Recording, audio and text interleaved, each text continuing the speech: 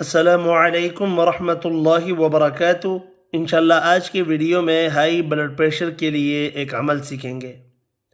سب سے پہلے بسم اللہ الرحمن الرحیم، سورۃ الفاتحہ یعنی الحمدللہ رب العالمین 3 مرتبہ، ساتھ سورۃ الناس یہ بھی 3 مرتبہ، سورۃ الفلق یہ بھی 3 مرتبہ، سورۃ الاخلاص یہ بھی 3 مرتبہ، 101 مرتبہ یا رحیم ورد کر کے پانی پر دم کر کے پینا ہے۔